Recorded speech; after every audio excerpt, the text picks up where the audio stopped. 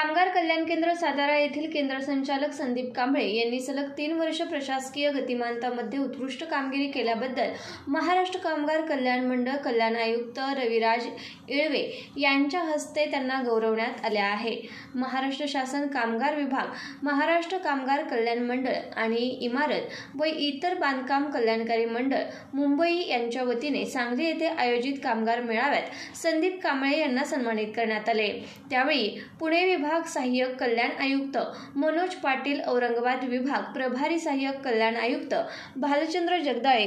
गट कार्यालय सांगली कामगार कल्याण अधिकारी संभाजी पवार, गुणवंत कामगार महाराष्ट्र राज्य असोसिएशनचे सुरेश केसरकर, सहाय्यक कामगार आयुक्त सांगली मजमिल मुजावर, माजी मंडळ सदस्य दिलीप जगताप, गट कोल्हापूरचे कल्याण अधिकारी विजय शिंगाडे यांच्यासह विविध क्षेत्रातील कामगार मोठ्या संख्येने उपस्थित होते।